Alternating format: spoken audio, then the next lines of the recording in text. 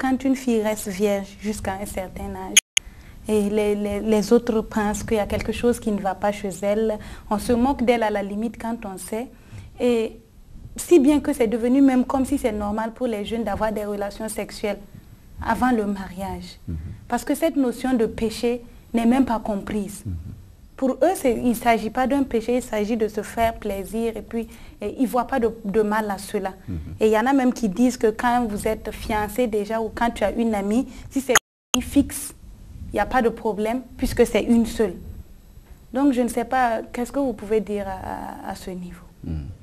Le fait pour une jeune fille d'être vierge, c'est biblique, c'est quelque chose qui est beau. Si une fille est vierge, ça veut dire qu'elle a su se conduire bien et elle va arriver chez son mari d'une manière digne aussi. Digne selon Dieu et même digne selon les hommes. Généralement, on dit une fille vierge, c'est une fille dont l'hymen est encore en place. Dans la création de Dieu, Dieu ne crée jamais les choses au hasard. Pourquoi Dieu a-t-il mis cette petite enveloppe pour fermer en quelque sorte le sexe de la jeune fille? C'est pour lui montrer que son sexe n'est pas pour n'importe qui. Ce n'est pas un lieu de hasard, ce n'est pas un lieu donc de désordre.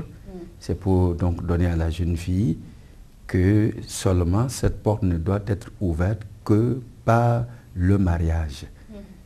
Et si tout est gardé comme ça, eh bien la jeune fille arrive dans le mariage vierge, donc elle apprend avec le seul homme de sa vie, qui est son mari, à vivre la vie intime de la manière la plus pure possible, la plus belle aussi.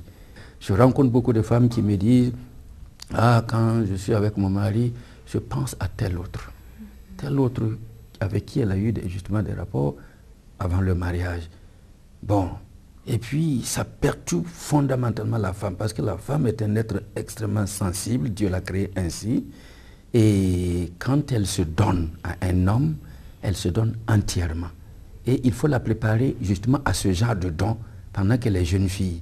Mais si il se trouve déjà qu'elle s'est livrée quelque part, partiellement à d'autres personnes, elle ne peut plus jouir du bonheur. Il y a beaucoup de femmes qui en souffrent à cause d'une vie désordonnée sexuellement dans leur passé, c'est-à-dire quand elles étaient encore jeunes filles.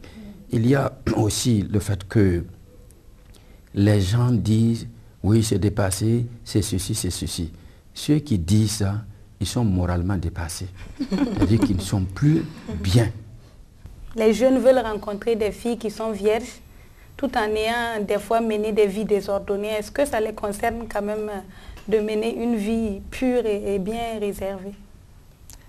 Bon, je veux ajouter que quand on parle de la question de la virginité s'adresse à l'homme comme à la femme. Le jeune homme, comme la jeune fille, doit être vierge.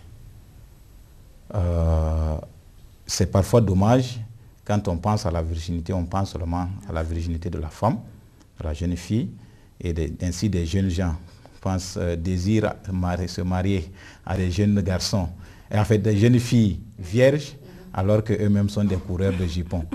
Bon, c'est pas normal. Notre corps et notre être tout entier appartient à Dieu.